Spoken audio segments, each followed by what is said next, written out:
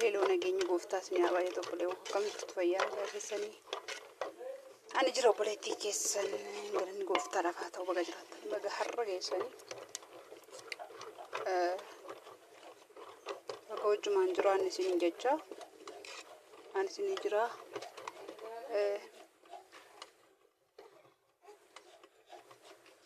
har'amee maaliifan obboloota kana akka mooqiin hojjedhu jedhee mooqa isin hojjechuu dhufe yookaan ati miti jechuudha.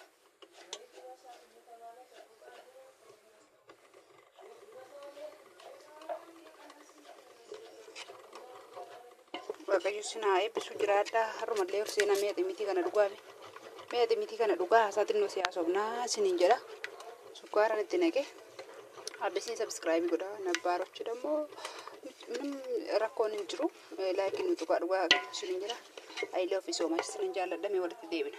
Har'umallee maaliifan obboloota koo kana ati miti kana nu baasuu jedheen dhufe jechuudha. Keessanii lafuun gibshaa keessan kanan har'a sin gaabbasaa kullistuma keeyaatti siniin akka malee heerumusitti ganaa siniin akka sababiinsaa baay'een hojjenne xiqqoon hojjedhe waan ta'eef argitanii asumatti siniin akka jechuudha. Akkasumallee siniin jecha shunkurtii firee lama bira distii keessa buute maal akka isheen hojjettu wajju bal'aallaa nama tokkotu akkana jettee waan gaafatte jechuudha. Tigisti maaliifi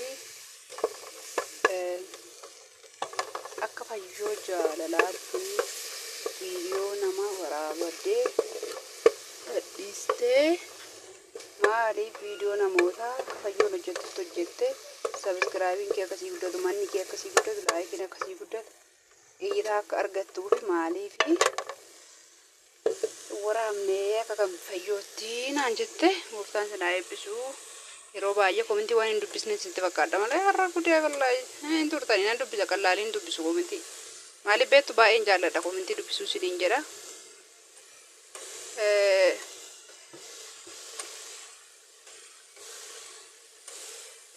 Mooqaan maal lapheetti qabadha qo'amee turu laphee na gubete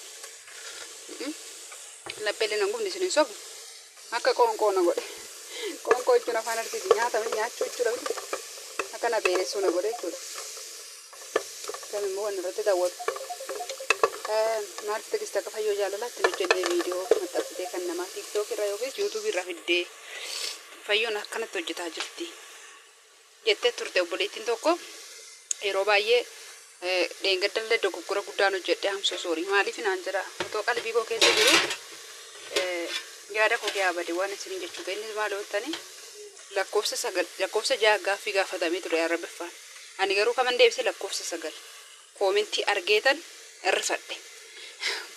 Dhugaa Rabbi baay'ee irrifadhe isiniin jedha. Osoo hin beeku qalbii koo kana bade maaliif amma lakkoofsa 5tti lakkaaheeraan beektu sanaan booda jarjara mucaatiif jedhee qalbiin kan koo na sokkee jechuudha mucaa koo biratti. Amsoo soorii siin jedha obboleettii kiyyaa sumarraan koomentii korree wanaa deebisuu baatte yookiis yoo lakkoofsa dogoggorterree komentii dubbisuu keef galatoomi jettee jirta atillee galatoomi siin jedha. Dogoggora koof immoo ilmaan Oromoo obboleewwan koo firoottan koo nuuf galcha. Sababni isaa qalbii keessa na jira maal akka yaalaa dhoksee wallaale malee biyaan sama nan beeka ma 50 olitti nan beeka. Asiniin jedha wallaalee miti garuu moo onni mooda siniin jedhu yoon dogoggoreera ta'e komentii jalatti barreessaa siniin jedheen ture waaqayyo sinaa eebbisu sinuu baay'ee barreessitanii nan arrabsineerre hin beektuttanii tabaaraku. Dhugaa Rabbii qalbii keessa na jira iddoo nagee dhaqee wallaalee siniin jedha. Qalbiin kan na godhe immoo mucaa kooti. Mucaa kootiif jedhee tan jarjaree kana ta'e siniin jedha sumarraan zayitii madaamee akka argitan gariin guuriina zayitii waddaleera. Birri 500 ta'e jechuudha nu biraa. Akka argitan zayitii madaamu kan fixiina jalaan siniin jedha. Xap godha aanaa nagaa firiingaa waraabuun. Durii miti amma firiingaa waraabanii zayitii walii kennuun isiniin jedha. Baga jiraatanii ija isheetti qinyee jarraa dabarsina malee hin qalladdan. Kanaafuu waaqayyo sinaa eebbisuu nan arrabsine. Dogoggortee Tigistii dogoggortee keessaan illee ijoolleen baay'ee dogoggortee Tigistii malee lakkoofsa 9 jedhama naan jettan dhuguma jettan. Perfect. Garuu nan dogoggore. akkuma jedhe immoo tokko hariifadheen dubbadhee rammanni inta alaata mucaa na jedha qalbiin koo duuna hariifadha nala naama maal ta'e natti caale sababiin isaa mucaa kootiif jedhee jechuudha. Kanaafuu hokkachaa siin jedha irra deebiin dhiifama siin gaafadha. Kun ammayyuu ka'ee jira jechuudha laalaa gaammayu. Shiroon sin irratti cincesuu dhufe laala kee mucaan koo ka'ee jira gaammoo. Kun ammayyuu mucaan kiyya ka'ee akkana godhata. Maatiin itti godha jechuudha. Shiroon hojjedha waan ta'eef inni hojjete maatiin bakka moona. Kanaaf qalbiin koo cina sukkaa beelaalannan tokko asii wajjin haasa'ee jedhu mucaa koo biran deemaa qalbiidhaan jechuudha. Mee walitti deebinaan mallee irraan haasaa waan haasa'uu dhufellee gaaffii obboleettii kiyyaa maaliif waan akkanaa hojjettu naa jettellee deebi'een sii deebisaa siin jedhaa obboleettii kiyya.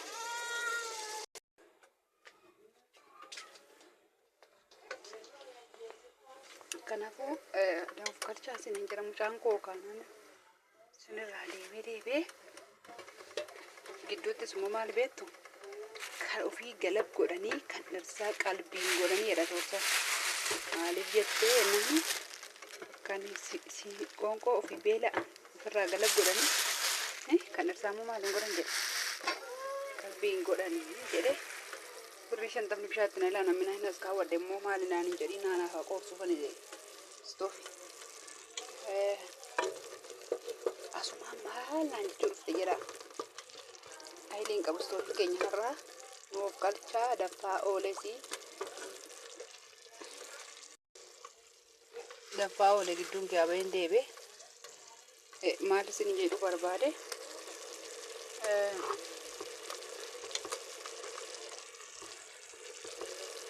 akka fayyoo jaalalaatti irree osoo hojjedheen mana hojjedha. Sababan dhiisee hin qaba.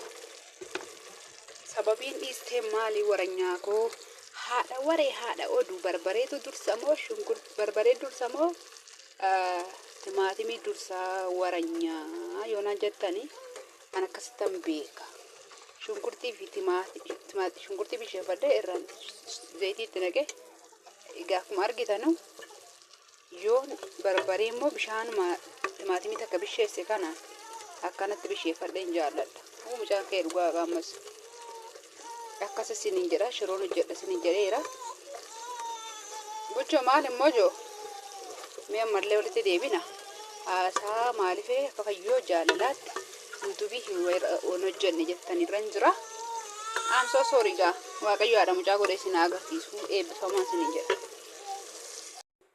Dhugeseetanii nuyi yaada sussube malee kan ofii qalbiin godhanii kan dhirsaa lagge kan ofii galab godhanii kan dhirsaa qalbiin godhanii maankaadhaan dhugamaa itti giste moo kanaan jette ana akkuma mala kootiin godha akkuma natti tole ho'aadha waan ta'eef nudhee dhuguu hin danda'us gaa kana waan irraa hojjedhe ancaadhumadha dammuma xiqqoo ishee fi maaliin itti godhe sukkaara ashaboo biccuu ishee bicha itti godhe isiniin jedha koottaa dhugaame maaloo isiniin gaabbasa. Gaaffii keessaniif isinii deebi'ee jira waaqayyo isin haa eebbisu waan na gaafattanii fi koomentii waan na barreessitaniif eebbifama maaliif koomentii dubbisuun hin jaalladha akkuma isin viidiyoo nama bareedaa ta'e ilaaluuf suusoftama hunda ilaaltanii nan beeka kan nama isin mararee ilaaluuf akkuma suusoftanii anis immoo koomentii keessan dubbisuu baay'ee suusaa dhugaa waaqayyo nan dubbisaa lebbikirsa isinii deebisaan oolaa maali nagarre isiniin dhufu. Annama tokko yuuni sun nama na arrabse nan deebisaa fi kan nama na jaalate koomentii bareeduu na barreesses nan deebisa.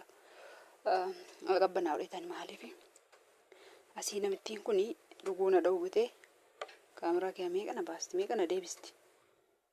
Amma gara gaaffii keessanitti hin darbaa jechuudha koottaa ka waliin dhuunaa eebbifamu jecha.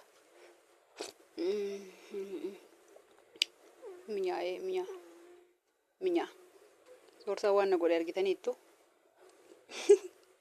Waan biraatti immoo fudhatiina yatimitiin haabitennaan shankoora naabitesas fayyisanaan jedhe ani sammuus eeshoomaa miti jedhee san dhiise kanuma manaa qabu kanuma duraan dadhaadheerra mooqqadhe sin hin jedha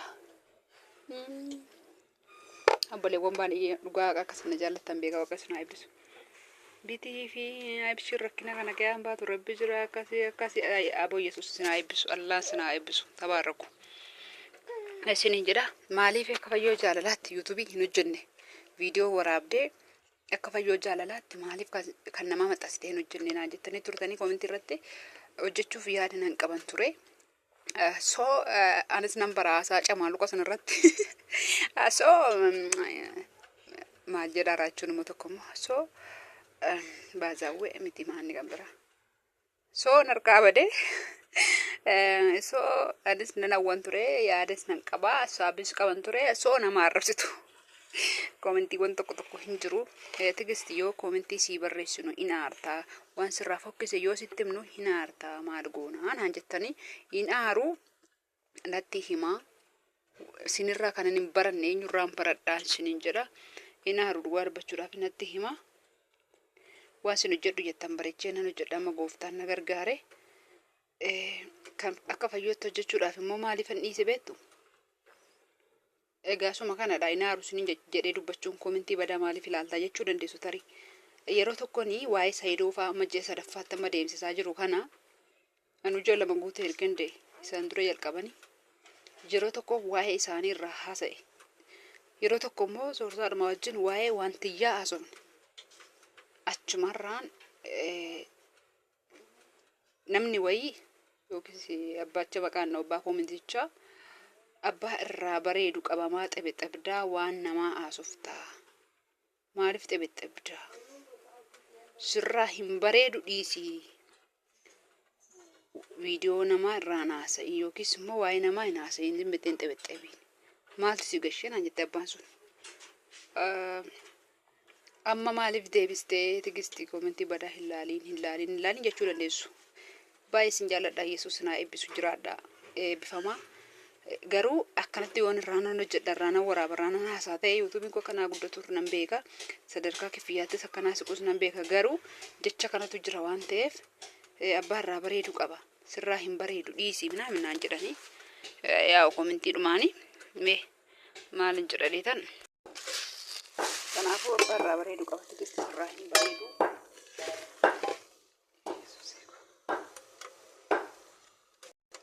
erganaan jettanii sodaadhuma kanaan dhiisee siniin jedha tarii moo koomentii namaa maaliif laatta tigistu jedhu koomentii badaa dhiisiitii ati kaayyoo geetti fuufiin keessanis yaada gaariidha yoommoo lakkee kuma fayyootti fayyoo jaalalaatti viidiyoo namaa fidii maxxansii jabaadhu gubazii ta'e hojjedhu siifaa kaffaluu habaatus jabaadhu waan babbareedaa tiiktook irraa fidiiti nu hojjedhu jettanii yaada keessan naa barreessaa isiniin jedha isinin jaalladha waaqayyo sinaa eebbisu shiroo kana mokoottaa nyaadhaa biddeen sitoo shamtee jirti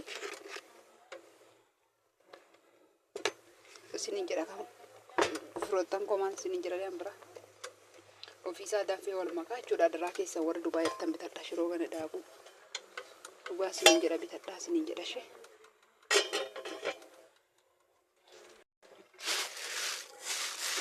asumarraa maal isinitti beektu waan xiqqoo isinitti mukaa'ame asumarraa waan xiqqoo isinitti maal seetanii yeroo tokko waaqayyo nama gaarii isinitti haa qabu maaliif naan jedhaa dukkanaa dhiifama naa godhaa bakka aduuniira irbaatadha yeroo tokko maaliif isiniin jedhe haadha gibbii kanaatu kaleessa biddeen irra godhaa jiraachuu alatti jechuudha isheen immoo qodaa miicciti achumaa ammaan naan jetti beektanii mana kee tigistii jaartee kan dhufte sana hin beetti isheen immoo bakkicha maaliif isheen nama jimmaatii achiin deemti waan ta'eef hin beetti jaartee kan dhufte sana maal gootee kiraay namaa kennite moo naan jette achi kiraay kennite tasii kanaa kaffalaa jirtaa jennaan ayi waan amma kana kiraay fixuuti bicuudha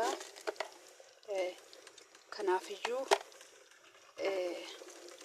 birrii xiqqashu taanaan dubartii wayitiin akkamatti kee taa'e jedhanii seen samma jaarratutti malee kee baatiin jedhe yennaan anchi daggina shanaan jette ati nama gaariidha ati nama baay'ee gaariidha jette maaliif jettee yennaan